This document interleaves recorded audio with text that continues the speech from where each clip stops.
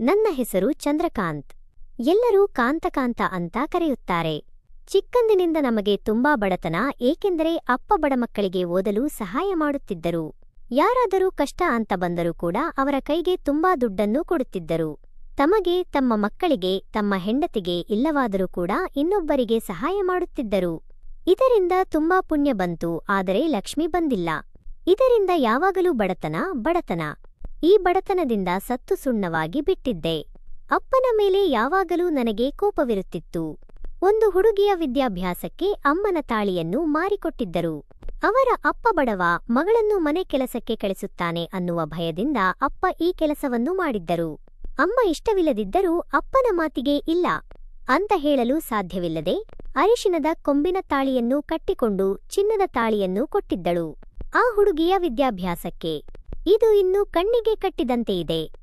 ಅಂದಿನಿಂದ ನಾನು ಹಗಲು ರಾತ್ರಿ ಕಣ್ಣಿಗೆ ಎಣ್ಣೆ ಬಿಟ್ಟುಕೊಂಡು ಓದಲು ಶುರು ಮಾಡಿದೆ. ನನ್ನ ತಾಯಿಗೆ ಚಿನ್ನದ ತಾಳಿಯನ್ನು ಮಾಡಿಸಿಕೊಡಬೇಕು ಅಂತ. ಅಪ್ಪನ ಜೊತೆ ನಾನು ಮಾತನಾಡುವುದನ್ನು ಕಡಿಮೆ ಮಾಡಿದೆ. ಅಮ್ಮ ನನ್ನ ಸಂಪೂರ್ಣ ಪ್ರಪಂಚವಾಗಿದ್ದಳು. ನನಗೆ ಒಬ್ಬ ತಮ್ಮ ಇದ್ದ. ಅವನನ್ನು ಕೂಡ ಬೇಕಿತ್ತು. ಏಕೆಂದರೆ ಅಪ್ಪ ಈ ಸಮಾಜ ಸೇವೆಯಲ್ಲಿ ನನ್ನನ್ನು ಮತ್ತು ನನ್ನ ತಮ್ಮ ಅಮ್ಮನನ್ನು ಮರೆತುಬಿಡುತ್ತಾರೆ. ಏಕೆಂದರೆ ಆ ಮನುಷ್ಯ ಅವನನ್ನು ಅವನೇ ಮರೆತುಬಿಡುತ್ತಾನೆ. ಇನ್ನು ನಾವೆಲ್ಲ ಎಲ್ಲಿ? ಈ ಭಯದಲ್ಲಿ ಜೀವನ ಸಾಗಿಸುತ್ತಾ ಇದ್ದೆ. ಒಂದು ದಿನ ನನಗೆ ಪಾರ್ಟ್ ಟೈಮ್ ಕೆಲಸ ಸಿಕ್ಕಿತು. ಅದರಿಂದ ಜೀವನ ಸುಗಮವಾಗುತ್ತದೆ. ಏಕೆಂದರೆ ನನ್ನ ಮತ್ತು ತಮ್ಮನ ಕಾಲೇಜ್ ಫೀಸನ್ನು ಕಟ್ಟಿಕೊಳ್ಳಲು ಸಹಾಯವಾಯಿತು. ಇದರಿಂದ ಇದ್ದ ತಲೆನೋವು ಸಂಪೂರ್ಣವಾಗಿ ಕಡಿಮೆಯಾಯಿತು. ದಿನಕ್ಕೆ ಕೇವಲ 4 ಗಂಟೆ ನಿದ್ರೆ ಮಾಡುತ್ತಿದ್ದೆ. ಯಾವಾಗಲೂ ಓದುವುದು ಇಲ್ಲ ಕೆಲಸ ಮಾಡುವುದು, ಇವೆರಡೇ ನನ್ನ ಬದುಕಿನ ಭಾಗವಾಗಿತ್ತು. ಏಕೆಂದರೆ ಚೆನ್ನಾಗಿ ಓದಿ ಒಳ್ಳೆಯ ಕೆಲಸವನ್ನು ತೆಗೆದುಕೊಂಡರೆ ಅಮ್ಮನನ್ನು ಚೆನ್ನಾಗಿ ಸಾಕಬಹುದು, ಅವಳ ತಾಳಿಯನ್ನು ತೆಗೆದುಕೊಳ್ಳಬಹುದು, ಅವಳಿಗೆ ಚಿನ್ನದ ಒಡವೆಯನ್ನು ಮಾಡಿಸಿಕೊಡಬಹುದು. ಯಾವಾಗಲೂ ಅಮ್ಮ ಇದೇ ನನ್ನ ತಲೆಯಲ್ಲಿ ತುಂಬಿರುತ್ತಿತ್ತು. ತಮ್ಮನ ಭವಿಷ್ಯವನ್ನು, ಆ ವಯಸ್ಸಿನಲ್ಲಿ ಎಲ್ಲ ಹುಡುಗರು ಅನುಭವಿಸುವ ಸುಖವನ್ನು ನಾನು ಸಂಪೂರ್ಣವಾಗಿ ಮರೆತುಬಿಟ್ಟಿದ್ದೆ. ಸಾಧಿಸಬೇಕು ಅನ್ನುವುದು ಮಾತ್ರ ನನ್ನ ಮನಸ್ಸಿನಲ್ಲಿ ಇತ್ತು. ಎಲ್ಲ ಹುಡುಗರು ಹುಡುಗಿಯರ ಜೊತೆ ಚಕ್ಕಂದ ಆಡುತ್ತಿದ್ದರು. ಹೋಟೆಲ್, ಸಿನಿಮಾ ಮಂದಿರ, ಶಾಪಿಂಗ್ ಮಾಲ್, ಪಾರ್ಕ್ಗಳು, ಬೀಚ್ಗಳು ಇವುಗಳಲ್ಲಿ ಇರುತ್ತಿದ್ದರು. ಆದರೆ ಅವುಗಳ ಕಡೆ ಗಮನ ಹರಿಸುವಷ್ಟು ಕೂಡ ನನಗೆ ಸಮಯವಿರಲಿಲ್ಲ. ನನ್ನ ಸಮಯ, ನನ್ನ ತಾಯಿಯ ಚಿನ್ನದ ತಾಳಿ, ನನ್ನ ಮನೆಯ ಪರಿಸ್ಥಿತಿ ಇವುಗಳಿಂದ ಈ ಆಸೆಗಳು ನನ್ನ ಮನಸ್ಸಿನಲ್ಲಿ ಬರುತ್ತಿರಲಿಲ್ಲ. ಡಿಗ್ರಿ ಆಯಿತು. ಮಾಸ್ಟರ್ ಡಿಗ್ರಿ ಕೂಡ ಆಯಿತು. ನನ್ನ ತಮ್ಮ ಇಂಜಿನಿಯರಿಂಗ್ಗೆ ಸೇರಿಕೊಂಡ. ಗವರ್ನಮೆಂಟ್ ಸೀಟ್ ಸಿಕ್ಕಿತು ಅವನಿಗೆ. ನನಗೆ ತುಂಬಾ ಖುಷಿಯಾಯಿತು. ಅವನ ವಿದ್ಯಾಭ್ಯಾಸ ಈಗ ನನ್ನ ಜವಾಬ್ದಾರಿ. ನನ್ನದು MCA ಆಯಿತು. ಈಗ ಕೆಲಸಕ್ಕೆ ಸೇರಿಕೊಂಡಿದ್ದೇನೆ. ಕೈತುಂಬ ಸಂಬಳ ಬರುತ್ತದೆ.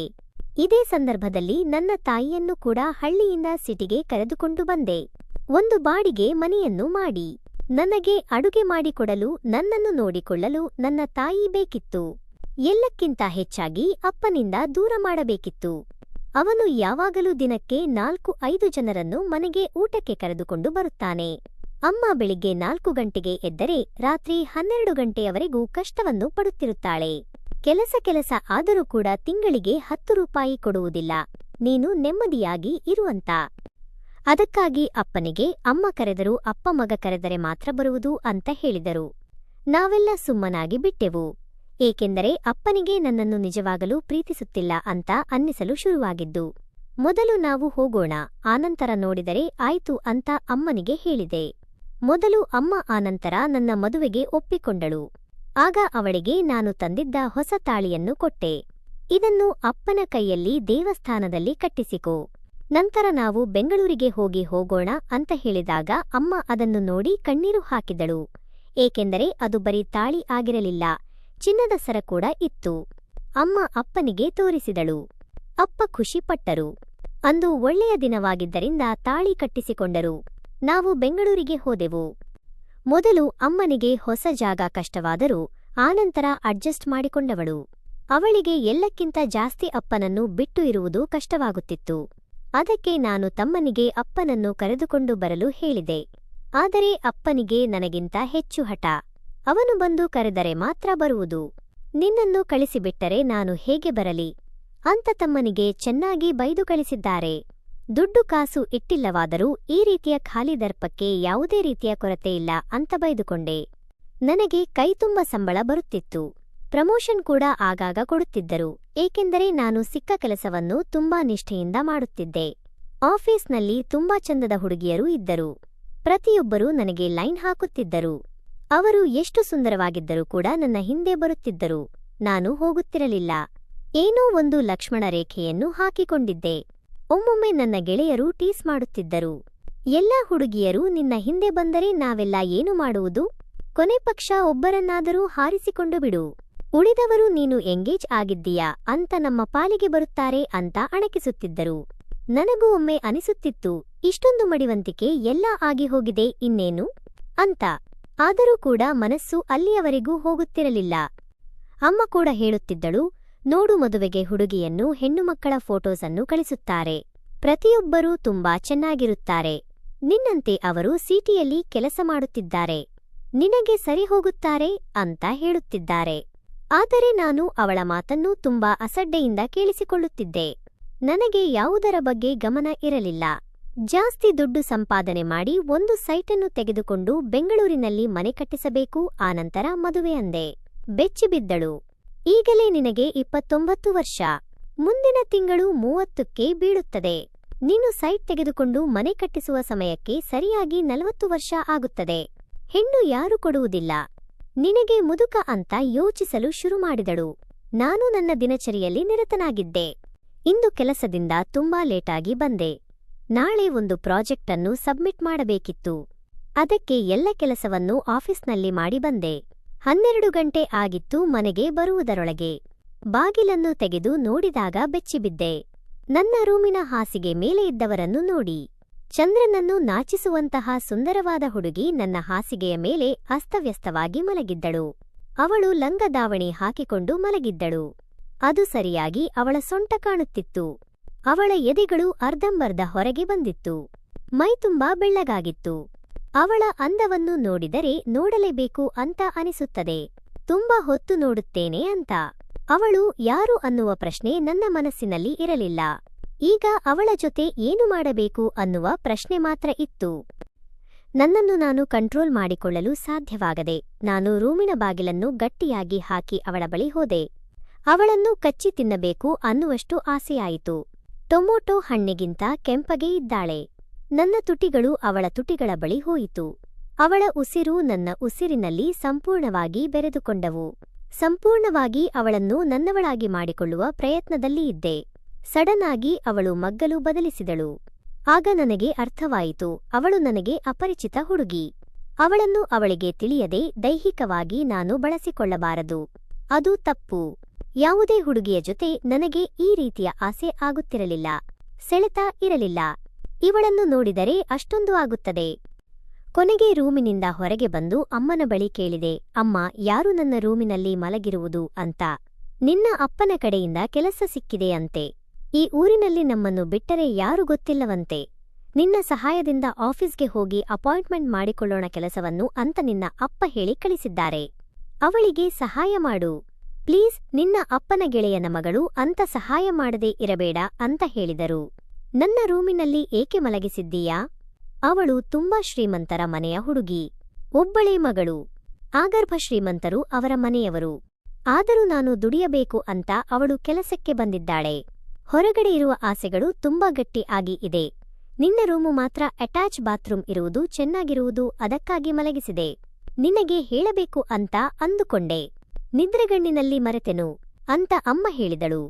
ಆ ರಾತ್ರಿಗೆ ಅವಳ ಗುಂಗಿನಲ್ಲೇ ಕಳೆದೆ. ಬೆಳಿಗ್ಗೆ ಅವಳು ಚಂದದ ಕೆಂಪು ಬಣ್ಣದ ಚೂಡಿದಾರ್ ಹಾಕಿ ಈಗ ತಾನೇ ಅರಳಿರುವ ಗುಲಾಬಿ ಹೂವಿನಂತೆ ಕಾಣುತ್ತಿದ್ದಳು. ಅವಳನ್ನು ಅವಳ ಆಫೀಸಿಗೆ ಕರೆದುಕೊಂಡು ಹೋಗಿ ಎಲ್ಲವನ್ನೂ ತೋರಿಸಿದೆ. ತುಂಬಾ ಒಳ್ಳೆಯ ಪೋಸ್ಟ್ ಮೆರಿಟ್ ಸ್ಟೂಡೆಂಟ್ ಅಂತ ಅನಿಸುತ್ತದೆ. ಪ್ರತಿದಿನ ನಾನು ಅವಳನ್ನು ಆಫೀಸ್ಗೆ ಕರೆದುಕೊಂಡು ಹೋಗುತ್ತಿದ್ದೆ. ಆಫೀಸಿಂದ ಬರಬೇಕಾದಾಗ ಮನೆಗೆ ಕರೆದುಕೊಂಡು ಬರುತ್ತಿದ್ದೆ. ಅವಳ ಹಿಂದೆ ಮುಂದೆ ಓಡಾಡುತ್ತಿದ್ದೆ. ಅವಳು ಯಾವುದಾದರೂ ಹುಡುಗನ ಜೊತೆ ಮಾತನಾಡಿದರೆ ನನಗೆ ಭಯವಾಗುತ್ತಿತ್ತು. ಅಮ್ಮ ಹೇಳಿದ್ದಳು, ಅವಳು ಶ್ರೀಮಂತರು ಅಂತ. ಹೇಗೆ ಮತ್ತೆ ನಾನು ಅವಳನ್ನು ಪ್ರಪೋಸ್ ಮಾಡಲಿ ಅಂತ ಸುಮ್ಮನೆ ಇದ್ದೆ. ಇಂದು ಮನೆಗೆ ಹೋದಾಗ ಅಮ್ಮ ಹೇಳಿದಳು, ಮೀನಾಳ ಅಪ್ಪ ಬರುತ್ತಾರೆ. ನಾಳೆ ಹುಡುಗನ ಮನೆಯವರು ಬರುತ್ತಾರೆ. ಮೀನಾಳ ಮದುವೆ ವಿಷಯ ಇಲ್ಲೇ ಮಾತನಾಡುತ್ತಾರಂತೆ ಅಂದಾಗ ನನ್ನ ಎದೆ ಹೊಡೆದು ಹೋಯಿತು. ಅಮ್ಮನ ಕಡೆ ಪ್ರಶ್ನಾರ್ಥಕವಾಗಿ ನೋಡಿದೆ. ನಿನಗೆ ಗೊತ್ತಿಲ್ಲವೇ? ಮೀನಾ ಯಾವುದೋ ಹುಡುಗನನ್ನು ಇಷ್ಟಪಟ್ಟಿದ್ದಾಳೆ. ನಾಳೆ ಹುಡುಗನ ಮನೆಯವರು ಇವರ ಮನೆಯವರು ಬಂದು ನಿಶ್ಚಿತಾರ್ಥ ಇದೇ ಮನೆಯಲ್ಲಿ ಮಾಡುತ್ತಾರೆ. ನಂತರ ಮದುವೆಯನ್ನು ತುಂಬಾ ಗ್ರ್ಯಾಂಡ್ ಆಗಿ ಊರಿನಲ್ಲಿ ಮಾಡುತ್ತೇವೆ ಅಂತ ಹೇಳಿದರು. ನೀನು ರಜೆ ಹಾಕಿಬಿಟ್ಟು ನಾಳೆ ಇಲ್ಲೇ ಇರು. ನಿನ್ನ ಅಪ್ಪ ನಿಧಾನವಾಗಿ ನಿನ್ನ ಸಾಲವನ್ನು ತೀರಿಸುತ್ತಾರಂತೆ. ರಾತ್ರಿ ಪೂರ್ತಿ ನಾನು ನಿದ್ರೆ ಮಾಡಿಲ್ಲ. ಚಿಕ್ಕಂದಿನಿಂದ ನಾನು ಅಮ್ಮನನ್ನು ಬಿಟ್ಟರೆ ಇವಳನ್ನೇ ಅಷ್ಟು ಇಷ್ಟಪಟ್ಟಿರುವುದು. ಆದರೆ ಇವಳು ಬೇರೆ ಹುಡುಗನನ್ನು ಪ್ರೀತಿಸುತ್ತಿದ್ದಾಳೆ.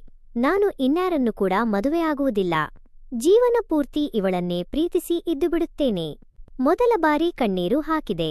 ವಿಧಿ ಇಲ್ಲದೆ ನಿಶ್ಚಿತಾರ್ಥದ ಎಲ್ಲಾ ಜವಾಬ್ದಾರಿಯನ್ನು ನಾನೇ ತೆಗೆದುಕೊಂಡು ಬಹಳ ಅಚ್ಚುಕಟ್ಟಾಗಿ ಮಾಡಿದೆ. ನಾನು ಪ್ರೀತಿಸುವ ಹುಡುಗಿ ಖುಷಿಯಾಗಿ ಇರಬೇಕು. ಅದು ನನ್ನ ಜೊತೆ ಆದರೂ ಪರವಾಗಿಲ್ಲ, ಅಥವಾ ಅವಳು ಯಾರನ್ನು ಪ್ರೀತಿಸುತ್ತಾಳೆ ಅಲ್ಲಾದರೂ ಪರವಾಗಿಲ್ಲ ಅಂತ ಮನಸ್ಸನ್ನು ಗಟ್ಟಿ ಮಾಡಿಕೊಳ್ಳಲು ಪ್ರಯತ್ನಿಸುತ್ತಿದ್ದೆ. ಆದರೆ ಗಟ್ಟಿಯಾಗುತ್ತಿರಲಿಲ್ಲ. ಅಪ್ಪ, ಮೀನಾಳ ಮನೆಯವರು ಎಲ್ಲರೂ ಬಂದರು. ಎಲ್ಲರೂ ತುಂಬಾ ಖುಷಿಯಿಂದ ಇದ್ದರು. ಬರಬೇಕಾದಾಗ ಲಾರಿ ತುಂಬಾ ಗಿಫ್ಟ್ಗಳನ್ನು ತಂದಿದ್ದರು. ಅಮ್ಮ ಹೇಳಿದ ಮಾತು ನೆನಪಾಯಿತು, ಅವರು ಶ್ರೀಮಂತರಲ್ಲವೇ. ನಂತರ ಮೀನಾ ದೇವಲೋಕದ ಅಪ್ಸರೆಯಂತೆ ಚೆನ್ನಾಗಿ ರೆಡಿಯಾಗಿ ಬಂದಳು. ನಾನು ಒಂದು ಮೂಲೆಯಲ್ಲಿ ನಿಂತಿದ್ದೆ. ಮೀನಾಳ ಅಪ್ಪ ಅಮ್ಮ ನನ್ನ ಬಳಿ ಬಂದು ಅವರ ಪರಿಚಯ ಮಾಡಿಕೊಂಡರು. ನಿನ್ನ ಮನೆಗೆ ನಾವು ಬರುತ್ತಿದ್ದಾಗ ನೀನು ಚಿಕ್ಕವನು. ನಾವಿಬ್ಬರೂ ಮೀನಾಳ ಅಪ್ಪ ಅಮ್ಮ. ಈ ಬಟ್ಟೆಯನ್ನು ತೆಗೆದುಕೋ. ನಾನು ನನಗೆ ಏಕೆ? ಮದುವೆ ಹುಡುಗನಿಗೆ ಕೊಡಿ. ಇನ್ನು ಹುಡುಗನ ಮನೆಯವರು ಬಂದಿಲ್ಲ ಅಂದಾಗ ಮೀನಾಳ ಅಮ್ಮ ನಗುತ್ತಾ, ನೀನೇ ಮದುವೆ ಹುಡುಗ. ಮೀನಾ ಇಷ್ಟಪಟ್ಟಿರುವುದು ನಿನ್ನನ್ನೇ. ಪ್ರತಿದಿನ ಕರೆದುಕೊಂಡು ಹೋಗುವುದು, ಆಫೀಸಿಗೆ ಕರೆದುಕೊಂಡು ಬರುವುದು ನೀನೇ ಅಂತೆ. ಆ ಸಮಯದಲ್ಲಿ ನಿನ್ನ ಮೇಲೆ ಪ್ರೀತಿಯಾಗಿದೆ. ಪ್ಲೀಸ್ ನನ್ನ ಮಗಳನ್ನು ಮದುವೆಯಾಗುತ್ತೀಯಾ ಅಂತ ಇಬ್ಬರೂ ಕೇಳಿಕೊಳ್ಳುತ್ತಿದ್ದಾರೆ. ಮೀನಾ ನಾಚಿಕೆಯಿಂದ ತಲೆಬಗ್ಗಿಸಿದ್ದಾಳೆ. ನನಗೆ ನಂಬಲು ಸಾಧ್ಯವಾಗಿಲ್ಲ. ಆಗ ಅಮ್ಮ ಹೇಳಿದಳು, ಹೌದು ಮೀನಾ ನಿನ್ನನ್ನೇ ಇಷ್ಟಪಟ್ಟಿರುವುದು. ತುಂಬಾ ದಿನದಿಂದ ಹೇಳುತ್ತಿದ್ದಳು. ನಿನ್ನ ಬಳಿ ಹೇಳಲು ನಾಚಿಕೆ ಅಂತ ನಾನೇ ಇವರ ಬಳಿ ಮಾತನಾಡಿ ಎಲ್ಲರನ್ನೂ ಇಲ್ಲಿ ಬರಲು ಹೇಳಿರುವುದು. ನಿನಗೆ ಮೀನಾ ಇಷ್ಟ ಅಲ್ಲವೇ? ಅಂದಾಗ ನಾನು ಅಮ್ಮನನ್ನು ಗಟ್ಟಿಯಾಗಿ ತಬ್ಬಿಕೊಂಡೆ. ಜೊತೆಗೆ ಅಪ್ಪನನ್ನು ಕೂಡ. ಇದೇ ಮೊದಲ ಬಾರಿ ಅಪ್ಪನನ್ನು ತಬ್ಬಿಕೊಂಡಿದ್ದು. ಇದು ನನ್ನ ಜೀವನದಲ್ಲಿ ತುಂಬಾ ಖುಷಿಯಾದ ಸಮಯ. ಮೀನಾಳನ್ನು ನಾನು ತುಂಬಾ ಪ್ರೀತಿಸುತ್ತೇನೆ. ನಾವು ಮಧ್ಯಮ ವರ್ಗ. ಅವರು ನೀವು ಶ್ರೀಮಂತರು ಅಂತ ಈ ವಿಷಯದ ಬಗ್ಗೆ ಮಾತನಾಡಿರಲಿಲ್ಲ. ನನ್ನ ಪ್ರಾಣಕ್ಕಿಂತ ಹೆಚ್ಚಾಗಿ ಅವಳನ್ನು ನೋಡಿಕೊಳ್ಳುತ್ತೇನೆ ಅಂತ ಹೇಳಿದೆ. ಅಪ್ಪನನ್ನು ಗಟ್ಟಿಯಾಗಿ ತಬ್ಬಿಕೊಂಡು ಹೇಳಿದೆ, ನಿಮ್ಮಿಂದ ಇದೆಲ್ಲ ಸಾಧ್ಯವಾಯಿತು ಅಂತ. ಈ ಮಾತುಗಳನ್ನು ಕೇಳಿಸಿಕೊಂಡು ಮೀನಾ ನನ್ನ ಬಳಿ ಬಂದಳು. ಅವಳ ಕೈಯನ್ನು ಹಿಡಿದುಕೊಂಡು ಕೇಳಿದೆ, ನೀನು ನನ್ನನ್ನು ಪ್ರೀತಿಸಿದ್ದಕ್ಕೆ ಎಂದು ಕೂಡ ಪಶ್ಚಾತ್ತಾಪ ಪಡುವುದಿಲ್ಲ. ಅಷ್ಟೊಂದು ನಾನು ನಿನ್ನನ್ನು ಚೆನ್ನಾಗಿ ನೋಡಿಕೊಳ್ಳುತ್ತೇನೆ ಅಂತ ಅವಳ ಕೈಯನ್ನು ಹಿಡಿದುಕೊಂಡು ಪ್ರಪೋಸ್ ಮಾಡಿದೆ. ಎಲ್ಲರೂ ಜೋರಾಗಿ ಚಪ್ಪಾಳೆ ಹೊಡೆದರು. ಅಪ್ಪ ಕೂಡ ನನ್ನ ಬಳಿ ಬಂದರು. ಇನ್ನು ನಾನು ಅಪ್ಪನನ್ನು ಎಂದು ಬಿಡುವುದಿಲ್ಲ. ಏಕೆಂದರೆ ಅಪ್ಪನಿಂದ ನನಗೆ ಇಷ್ಟೊಂದು ಅದ್ಭುತವಾದ ರತ್ನ ಸಿಕ್ಕಿದೆ. ಹುಟ್ಟಿದಾಗಲಿನಿಂದ ಕಷ್ಟಪಟ್ಟೆ. ಕೊನೆ ಪಕ್ಷ ಇನ್ನು ಮೇಲಾದರೂ ನನ್ನ ಬದುಕಿನಲ್ಲಿ ಎಲ್ಲಾ ಸುಖವಿರುತ್ತದೆ ಅಂತ ಅನಿಸುತ್ತದೆ. ದೇವರು ಎಲ್ಲ ಒಳ್ಳೆಯದೇ ಮಾಡುತ್ತಿದ್ದಾನೆ. ಈ ವಿಡಿಯೋ ನಿಮಗೆ ಇಷ್ಟವಾಗಿದ್ದಲ್ಲಿ ನನ್ನ ಚಾನೆಲ್ ಅನ್ನು ಲೈಕ್ ಮಾಡಿ, ಶೇರ್ ಮಾಡಿ ಮತ್ತು ಸಬ್ಸ್ಕ್ರೈಬ್ ಮಾಡಿ.